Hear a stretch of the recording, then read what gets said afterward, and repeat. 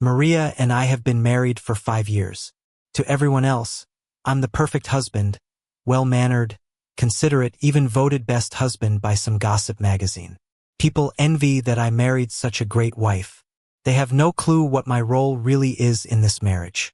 For 5 years, she's always been cool and distant, and that passionate love I chased her with is slowly faded. I know deep down, I'm not the one she truly wants, the one she still can't forget. So, I asked for a divorce and moved out. But then, a week later, she showed up at my new place. Divorce? She said, her eyes red. Sam, say that again? This afternoon, Mark, my secretary, texted me. Sam, Maria has an event tonight. She should be home around 10:30. I stared at the message for a bit and replied, okay, thanks. 10:30 p.m. She'd probably have eaten by then. All I needed to do was run her bath and leave out fresh clothes. After all that, I left a light on in the living room and went to bed around 10:15. Half asleep, I thought I heard the door, the sound of water running in the bathroom. Just as I was drifting back, I felt the bed sink beside me. Warmth pressed against my back, and in my sleepy haze, she kissed me. Why are you sleeping so early? She whispered near my ear, breath warm. Just tired, I murmured, pushing gently at her but didn't move her. Whatever. Afterward, deep into the night, she slept heavily beside me while I lay awake. I got up, poured myself a glass of red wine, and sat alone in the living room, staring at our wedding photo on the wall. When's the right time to ask for a divorce? Maria and I met in college. She was the superstar, perfect family, top grades, stunning looks. Everything about her was impeccable. Naturally, I developed a crush on her. Back then, I was fearless and persistent. But 2 semesters of trying didn't win her over.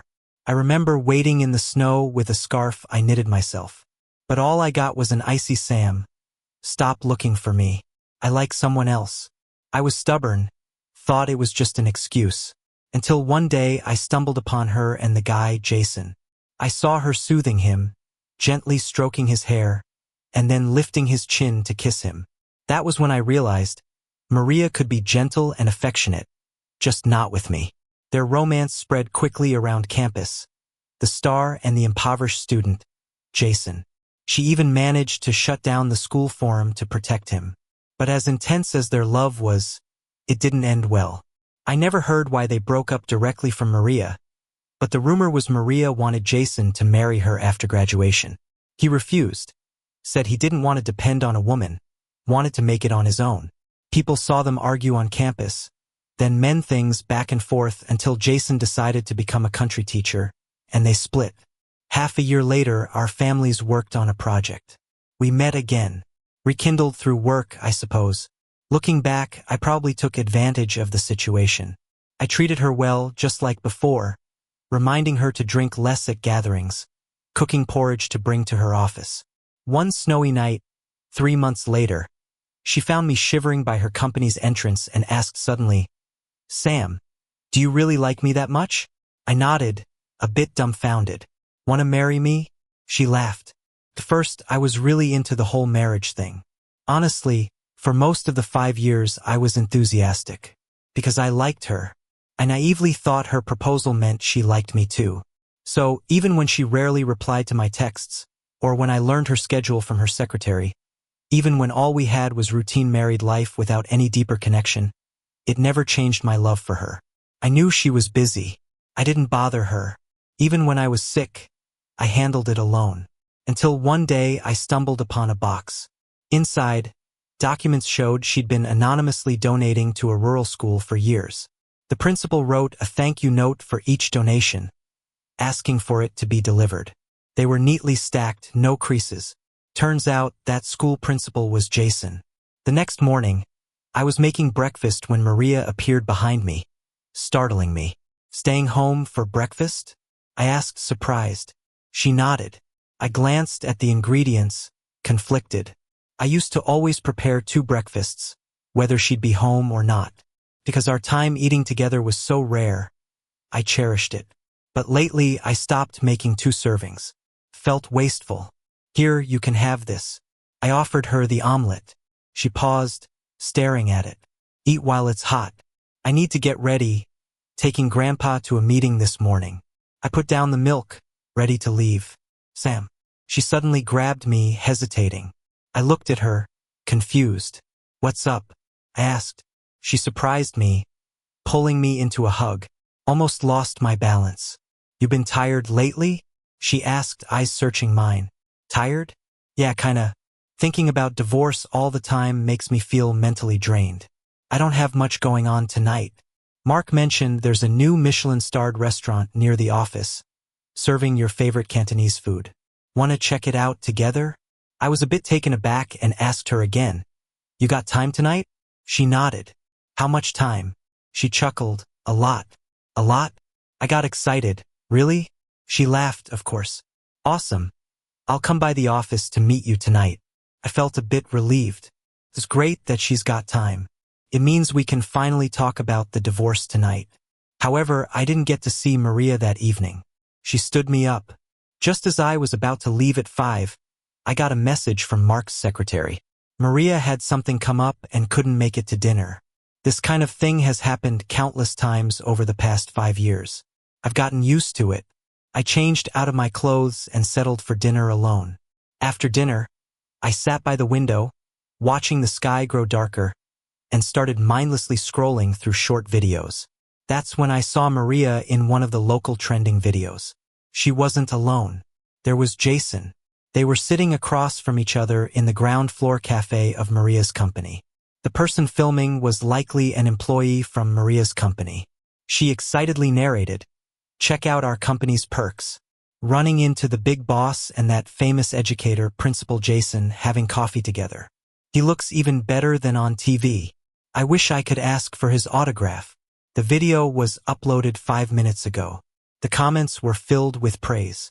Beautiful boss and handsome teacher. What a sight for sore eyes. So jealous of the video creator. Hey pretty, is your company hiring? I want to be there too. I watched for a while, then put my phone away. So, Maria missed our dinner because of Jason. For some reason, even though I'm her lawful husband, I felt it was perfectly normal for her to ditch me for Jason.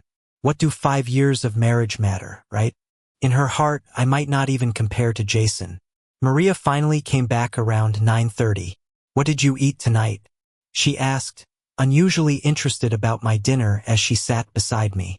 I didn't answer, just paused and softly asked, was it because of Jason that you had something going on tonight? She paused, looking a bit surprised and vaguely annoyed. Who told you?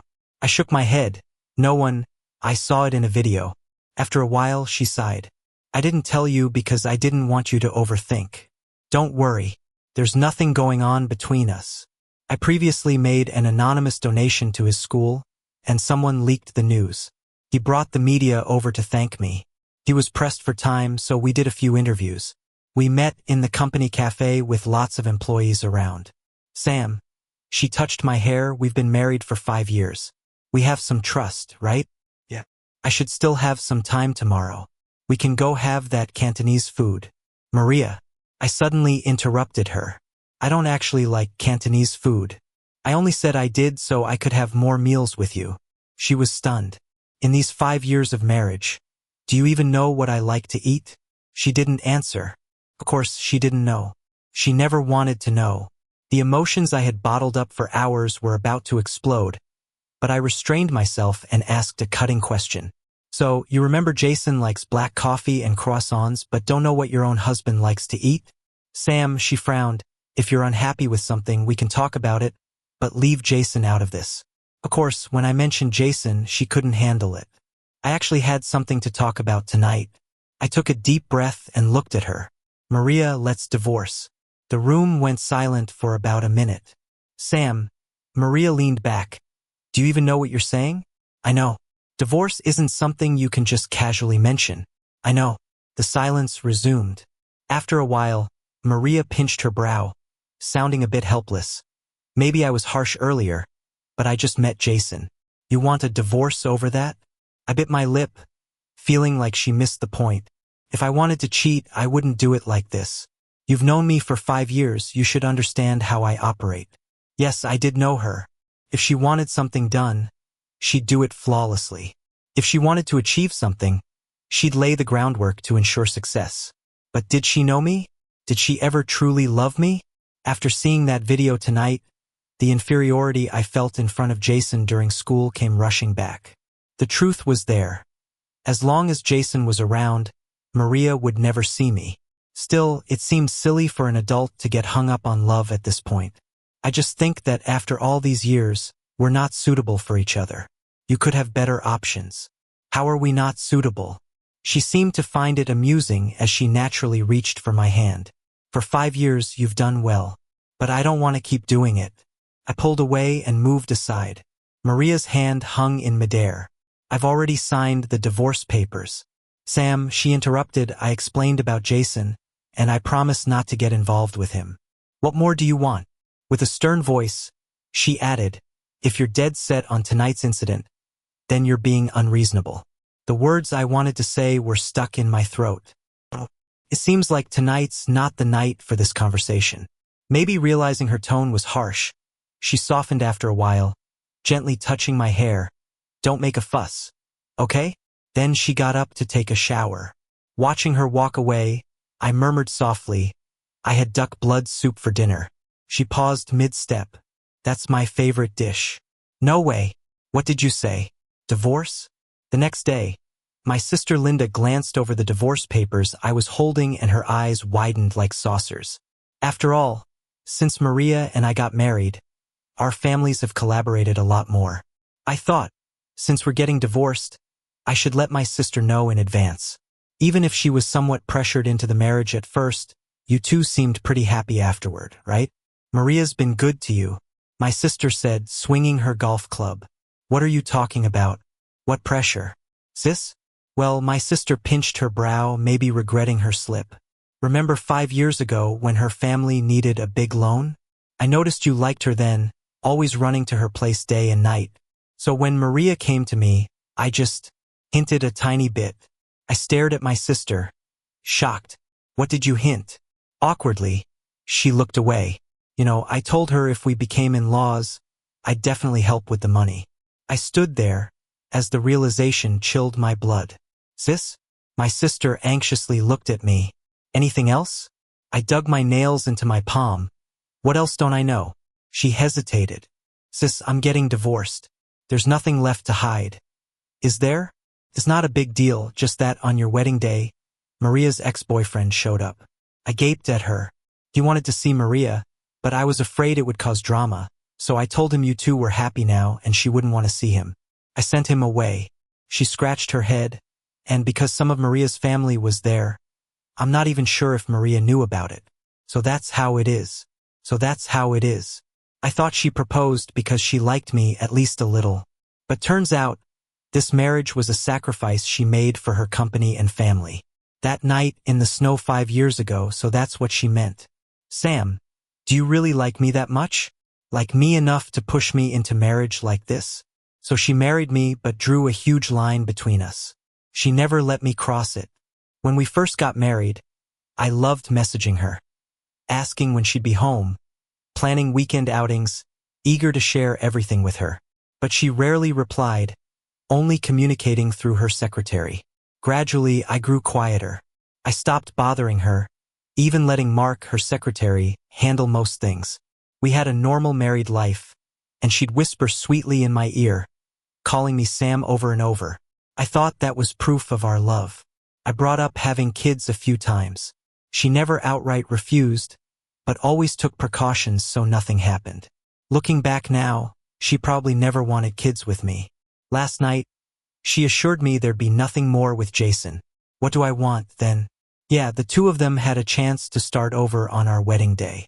But they missed it, perhaps forever, because of me. What does this sinner want now? I never wanted it this way when I first liked her. I envied Jason when they were together but never wished to interfere or break them up. I liked her because I wanted her to be happy. But she punished me like this for 5 whole years. I wandered the streets aimlessly until I unknowingly ended up outside Maria's office building. With the divorce papers still in my bag, I hesitated but eventually texted Mark, her secretary, to say I was there to see Maria. I want a divorce.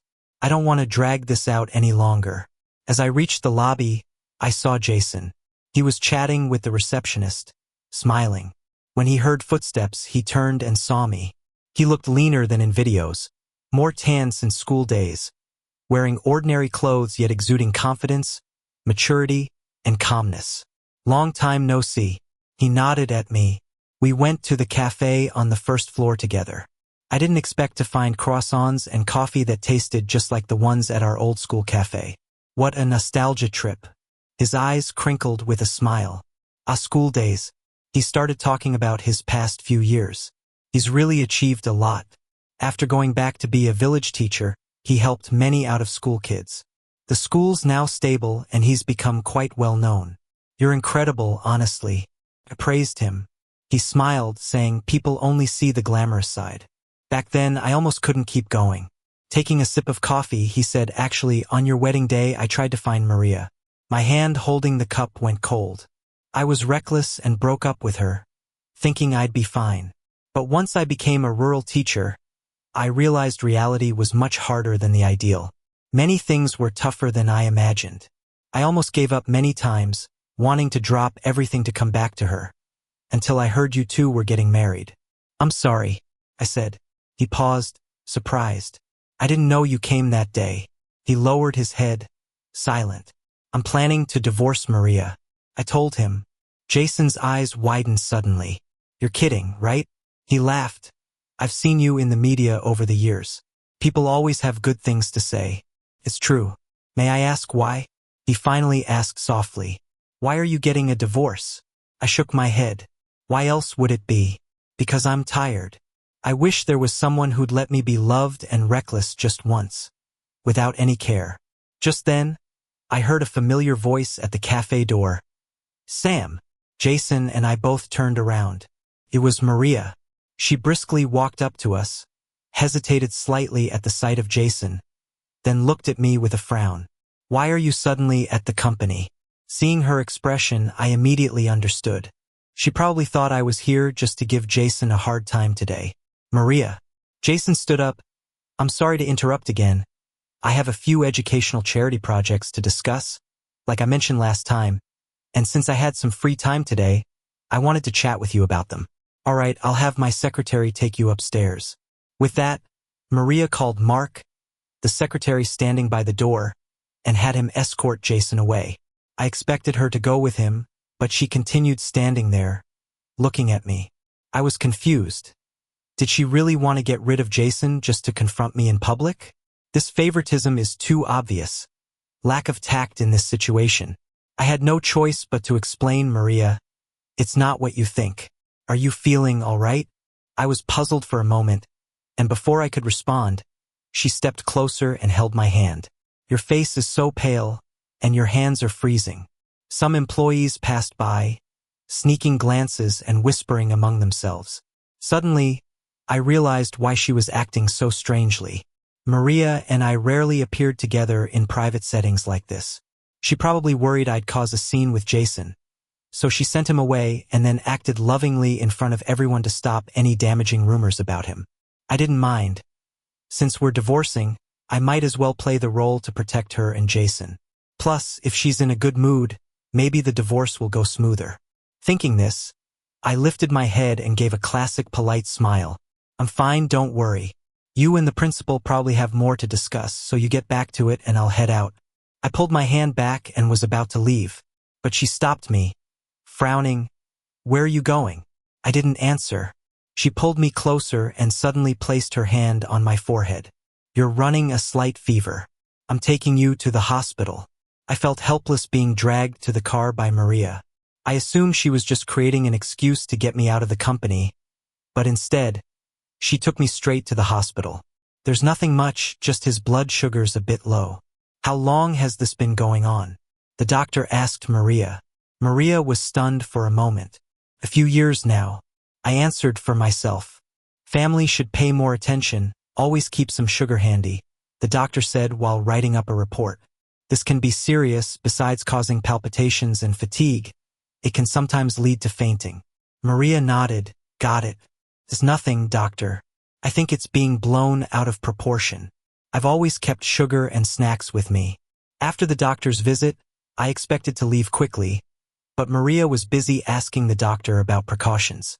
Suddenly, she was very interested in the topic of low blood sugar. As we exited the hospital, walking to the parking lot, Maria clung tightly to my hand. The hospital visit left me genuinely feeling a bit shabby. Once in the car, I dug out a piece of grapefruit Maria from my bag, peeled it, and popped it into my mouth. The car was awfully quiet. I simply closed my eyes. I'm not sure how long we drove, but eventually, the car stopped. "Are we there?" I asked, half awake. "It's a red light." After a short silence, she spoke softly. "Why didn't you ever tell me about this?" I looked at her, confused about what she meant. "You've been unwell before, haven't you? Why not tell me?" she said as she pulled over to the side of the road. "But I did," I said quietly. "What?" She seemed startled. "When we just got married, you came home late every night for a week. That Friday, I had low blood sugar and texted you from bed, asking if you could come home early and get me some Maria."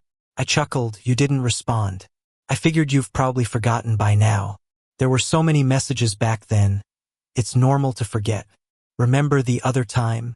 We were doing a magazine interview, and the reporter accidentally knocked over my bag, spilling Maria and snacks everywhere. You were pretty unhappy about that. After the interview, you told me not to keep so much useless stuff in my bag. Why hadn't I told you? Because you'd never given me the chance. And I was worried my small flaws would be reasons for you to dislike me. You don't like Maria and snacks, so I keep them hidden in my bag's inner pocket, away from your sight. And you don't like weakness, so I try my best to appear mature and independent." She suddenly held my hand tighter. "Sam, I found a Sichuan restaurant and thought we could go there tonight." Her hand seemed to tremble slightly. "But since you're not feeling well, maybe let's have something bland. Okay?" I shook my head. "I'd like to go home for some porridge." "No need to stay, go on back to work." "Sam, I have time tonight," she insisted. I couldn't help but remind her. "But Jason's still waiting for you at the office. The deputy can handle that." I looked at her, puzzled. "So you're really free tonight?" She nodded. I'm free." "So, I thought for a moment, if you're really free, let's just go home. All right?" She nodded with a hint of joy in her eyes. "Okay, let's go home." My mood lifted, too. Once we get home, we can have an honest talk about the divorce. Maria stayed quiet the rest of the way. She's pretty sharp. I think from last night to today, she realized I mean it when I mentioned divorce. When we got home, I calmly pulled out the divorce papers. Her gaze grew colder looking at the document. "Who helped you draft this?" "Linda?" I was taken aback. "Nobody, I did it myself." I paused. "I spent a whole month thinking about every detail. Getting divorced wouldn't affect you or your family much. I'm only taking back the dowry I brought to the marriage. If there's anything else you want to add, feel free. We can talk it over." She suddenly smirked bitterly. "A whole month? You've been thinking about this divorce for a month? I know you're busy, so I wanted to prepare everything before talking to you." I paused again and said, "This way we can do it faster and not waste your time." "I disagree." She pushed the agreement towards me. I was taken aback. "What part don't you agree with?" I asked, flipping through the agreement. "Is it the stock part? I've already made a huge concession here. Any less would cause issues with my sister." She suddenly placed her hand on the agreement, holding it down. "I disagree with the divorce." Her eyes were serious as she looked at me. "Why?" I asked, then it dawned on me. "Oh, are you worried that your next husband might not do as good a job and people might talk? You don't need to worry about that. Even though it's a hassle, as long as he tries, he can do a good job." I thought for a moment, then grabbed 5 notebooks from the shelf. They have notes on social engagements and dealing with the media, what to say and not say in different situations, what to wear. Rest easy, I can pass these on to your future husband. If he ever needs help, he can come to me. "Sam." She suddenly raised her voice, sounding angry. I looked at her, confused. "What do you see our marriage as? Am I just another task for you?" I didn't say anything, just turned to look out the window. How could it be just a task? It's because I valued this marriage so much. I tried so hard to be the perfect partner. But now, what's the point in saying this? Sam, she sighed, taking my hand, you have to know we're not in a work relationship. We're a married couple. But other than sharing a bed, we don't act like a real couple. She paused, and I continued. The number of times we eat together in a month can be counted on one hand. I text Mark more than I ever texted you. I don't know how other couples live, but I know this isn't what I want. I gently withdrew my hand. Maria, I've thought a lot about this. You didn't do anything wrong in this marriage. I chased after you back then, wanted to marry you. In these 5 years, you've never cheated or treated me badly. Your mom has been great too. It's been me, having these unrealistic fantasies about our marriage. We could continue like this, but I think in life we should be with someone we love and who loves us. You'd be happier with someone you love. She stared at me, confused. Someone I love? She asked suddenly, who do you think that is? I shook my head. I don't know. But whoever it is, it won't be me. The next morning, I moved out and went back to the apartment I owned before we got married. That night, we sat silently for a few minutes. Maria got up to take a call and never came back home. She took the divorce papers with her. I assume she agreed to the divorce. It doesn't affect her much anyway. The wedding ring on my left hand, the only gift from Maria in 5 years. I took it off and left it by the bed. Just as I finished packing, I got a call from my brother. Sam, why did Maria call me? Asking what Maria you like? He asked, clearly puzzled. Are you getting divorced or not? I hesitated. Yeah, we are. Hey, I was wondering, isn't there that small media company in our family? Not doing too well. My brother sighed. It's been years we've been losing money. I'm thinking of cutting our losses. Gazing out at the expansive blue sky from the 26th floor, I asked, can I take it over? By evening, I surprisingly got a message from Maria. I'll pick you up for the gala tonight. I stared at my phone. This was something Mark usually handled. No need, I'll go alone. During the divorce process, I'm not staying at home. I've moved out. There was no reply. It made sense. But an hour later, as I was headed down to my car, there was Maria. She looked worn out, eyes red and tired. I'd never seen her like this. What are you doing here? Her eyes lit up briefly, and she walked over quickly, grabbing my hand, but then stopped. Where's your ring? She asked. I took it off. Why? We're getting divorced, so it's not necessary. Sam. She almost shouted, voice filled with anger. I haven't agreed to the divorce yet. I was baffled. You didn't agree? You didn't mention that last night. You took the divorce papers away. She pulled me closer, visually exasperated. Not saying anything doesn't mean I agree. Who taught you that logic? Sam.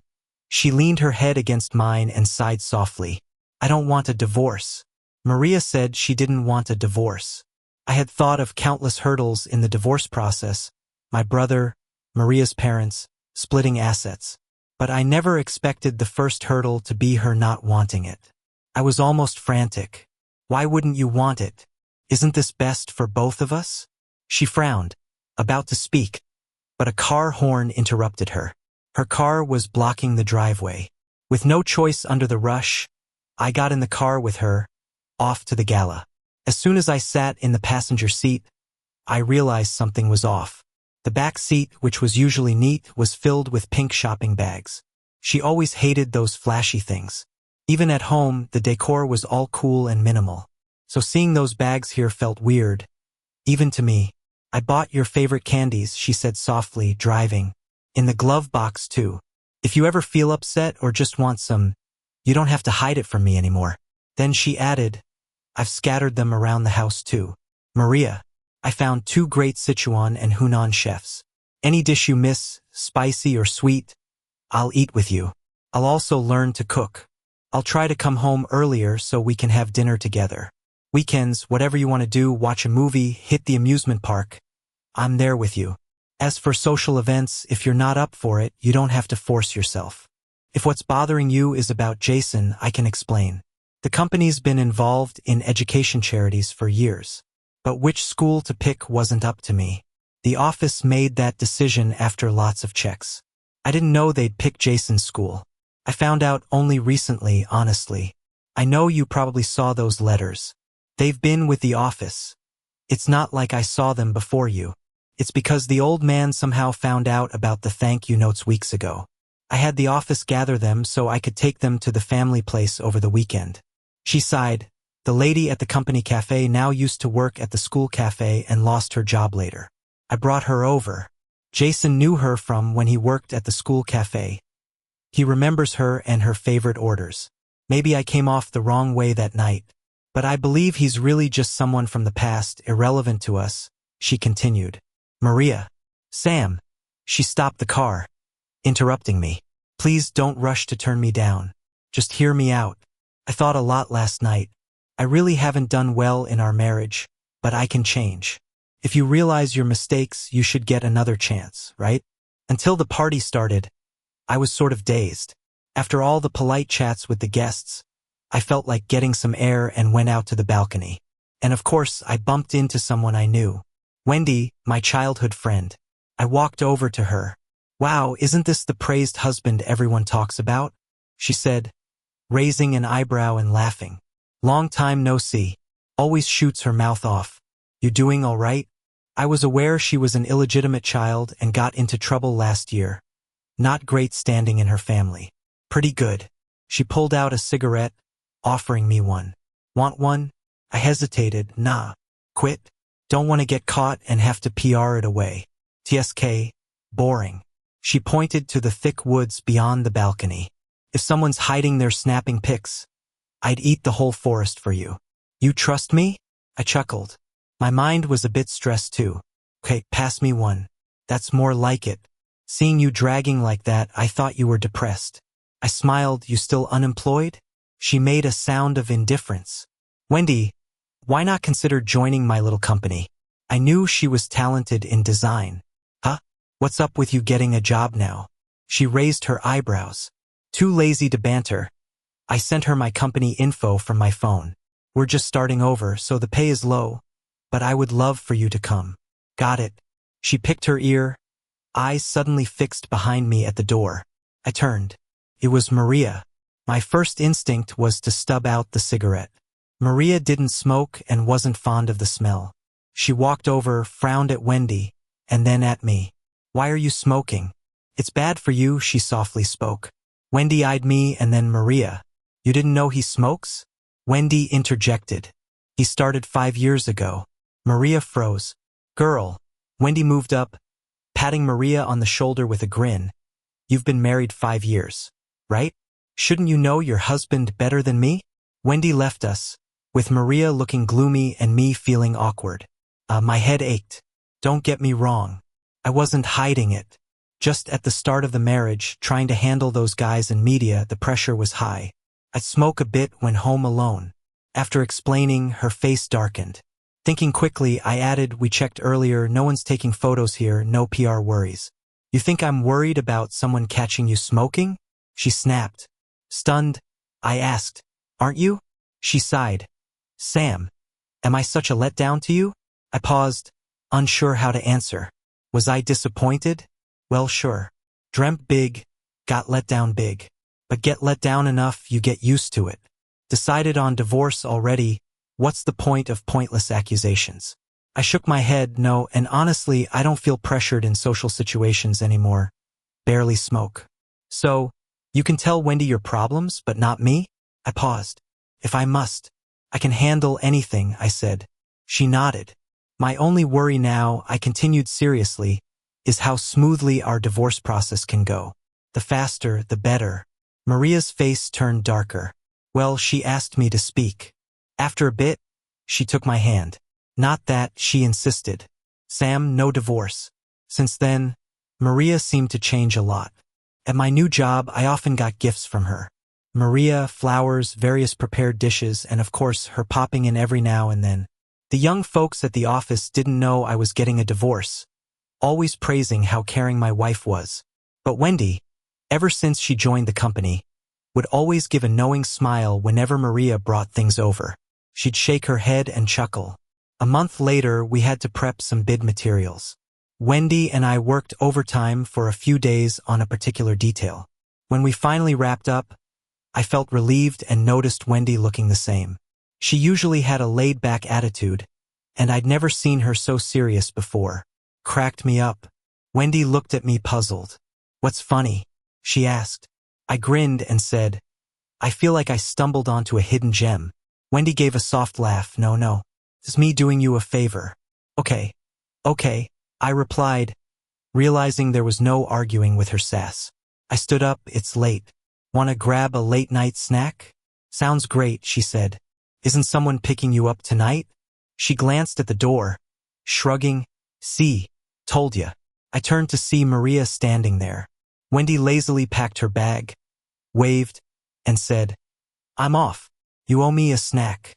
I nodded, knowing full well. Once Wendy left, it was just Maria and me in the office. She quietly walked over, holding a thermos. "Have you eaten?" she asked softly. "Yeah, I have," I responded. Silence hung in the air. "Maria, I think—" Before I could finish, she suddenly pulled me into a tight hug. "Maria?" I stiffened. "What's going on?" She didn't say anything, just took a deep breath. The clock ticked loudly on the wall. "I'm jealous," she eventually whispered. "Sam, I'm jealous." I couldn't have predicted a day where Maria would admit that she was jealous. "You once asked why I won't agree to the divorce," she continued. "It's because I can't imagine you with someone else." Standing in the doorway, seeing you smile so beautifully with her, it drove me crazy with jealousy. I know there's nothing between you and Wendy, but it made me feel insane. I let her hug me in silence. "Maria, you've asked why I want a divorce, remember?" Her body froze. "For 5 years, I've been Maria's boyfriend, completely devoted. But somewhere along the way, I lost myself. I don't want to be just your boyfriend anymore. I want to be Sam again. I want to live for myself." I gently pulled away. "After 5 years, let's part on good terms, shall we?" She shook her head, tears welling up. I paused, sidestepping to leave, but she held my hand. "Sam," I stopped. "Just once. Give me one more chance, please?" "Okay," I said softly. "If by the end of the year you step down as CEO, we won't separate." She hesitated. "What?" "That's my only condition." She paused. "Sam, that condition is too harsh for me." I shook my head, trying to pull my hand free, but she wouldn't let go. "Just this one condition, no exceptions." After a moment, she released my hand. "Understood," she said, resigned. "Stepping down?" Jason laughed when I told him, "If Maria steps down, I'll give you my head to use for soccer." "I know," I sighed. "Her family situation is complicated. She was never into business herself. Her father is an astrophysicist. So, when her cousins messed up, the family had her step in to manage the company. Her cousins never liked it, always stirring up trouble. It's been tough for Maria to hold her position. I knew better than anyone. She'd never step down. That's how it seemed. Anyway, after our conversation, Maria didn't reach out again. 3 months flew by. I threw myself into work, and the company finally started doing better. Wendy and the staff were motivated, and I could see Wendy had changed too. On December 31st, the company had a small year-end party, and Jason came as well. Everyone was having a blast, Jason dancing around like a fool. At 11 p.m., we left the karaoke bar. It had started snowing, prompting a quick snowball fight. Across the street, a giant screen on the mall played a TV program. My brother was pestering me when a snowflake hit my eyelashes. I blinked, and there on the screen was Maria, still beautiful, being interviewed. "Maria, any special reason for suddenly stepping down as CEO?" She smiled serenely. "No special reason. Just wanted some time to spend with my boyfriend." I stared at the screen in disbelief. Turning to Jason, he looked just as shocked and mimed, chopping his head off as promised. Just then, my phone rang. "Hello? Where are you?" That familiar, gentle voice. "Downtown by the clock tower. I'll be there in 30 minutes. "Maria." "Sam, you have to keep your word." Her tone was firmer than ever. "I'll wait for you." At 11:45 p.m., I met Maria under the clock tower. She walked through the snow, flakes landing softly on her shoulders and hair, making her appear dreamy, almost ethereal. "Is this necessary?" I asked quietly while looking down. "You've stepped down. What if you can't come back? She shook her head with a carefree smile. Then I won't come back. I turned away. 5 years of hard work. Just let it go like that? How reckless. She raised her eyebrows with a playful look. So you're worried about me, aren't you? She stepped closer. So, there's still hope for me, right? Maria. She handed me a stack of papers. It was the divorce papers. I stared at her blankly, not quite understanding. In these past 3 months, I've been handling my resignation while thinking a lot. She paused. Sam, I've stepped down, but I don't want to force you to continue this relationship. She handed the papers over again, the breakup agreement, which she had already signed. Then why did you step down at all? I was even more confused. You're no businessman if you don't make a profit. She laughed. I want to trade this resignation for something else. Is that okay? Something else? I looked at her stunned. She reached out to brush the snowflakes from my hair. An opportunity for us to start over. She lowered her head, and I looked up, our eyes meeting. In hers, I saw a warmth and tenderness I'd never seen before. A chance for me to pursue you all over again. At 12:59, I signed the papers. From then on, I was no longer the perfect boyfriend people talked about. I was just Sam being myself. As the clock tower chimed in the new year, Maria and I looked up at the swirling snow. It's a new year, I remarked. Yeah, she replied, her eyes sparkling as she reached out her hand. Happy New Year, Sam. I'm Maria. I smiled at her. Happy New Year, Maria. I reached out my hand too. I'm Sam. Mark, the secretary, always thought that in these 2 years after Maria's breakup, she didn't seem any less busy. Because Maria was still very busy. Only now, instead of work, Maria was busy with dates. And Mark couldn't help but notice that after Maria and her ex finalized their divorce, it seemed like their relationship improved.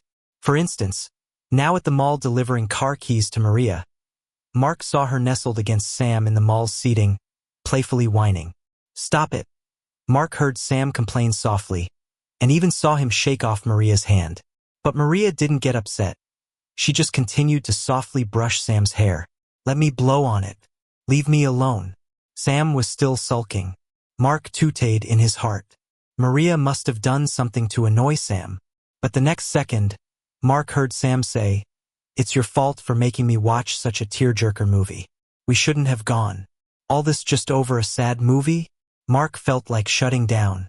She didn't expect Maria to admit it, and her tone was scarily doting.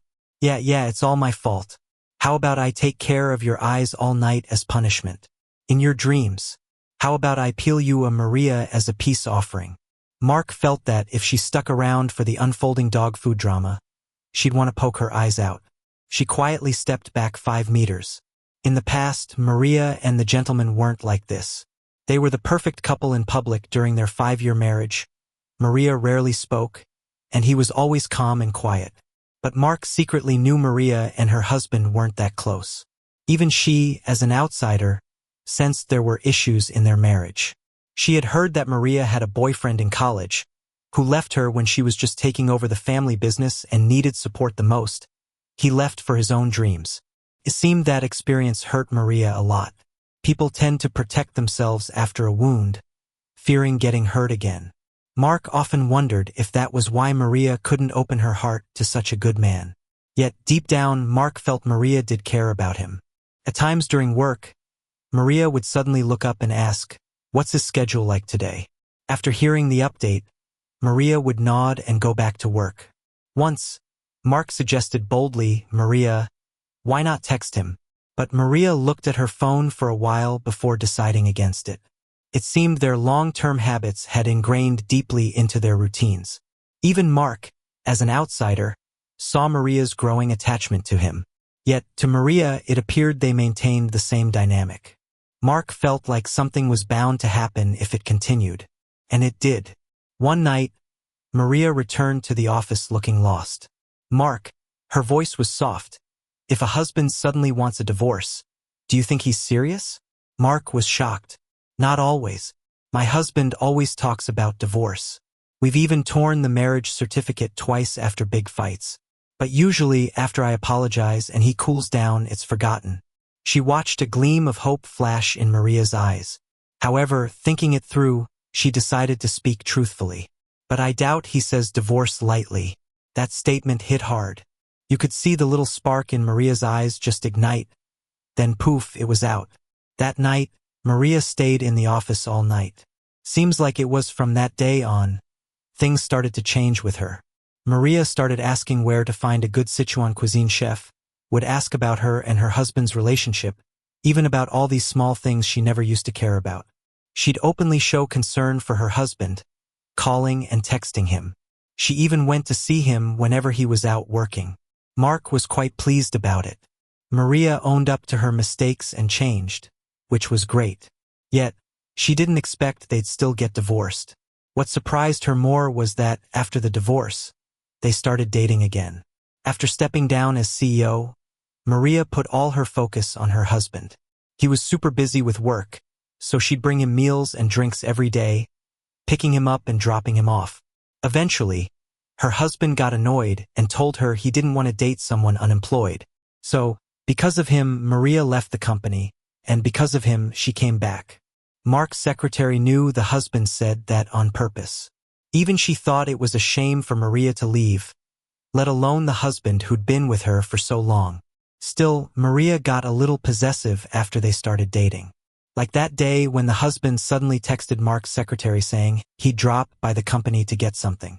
Wanting to be helpful, the secretary let Maria know. Who would have thought? Maria got upset. "I texted him like 3 hours ago, and he didn't reply," she frowned. "Why's he texting you?"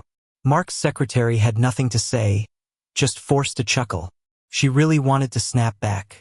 He used to text me way more than you. But she didn't dare to. As an employee, she could only swallow the bitterness and gently remind the husband to reply to Maria. Mark figured they'd get remarried soon. However, 2 years passed and neither seemed to be in a hurry. Until New Year's Eve of the 3rd year, when Mark was leaving after working overtime, she saw the light on in the CEO's office. Maria rarely worked overtime these past 2 years, so Mark thought maybe she left the light on and went over. Just as she nudged the slightly open door, she saw Maria, back facing the door, holding a script, nervously practicing something. On her left, there was a ring box.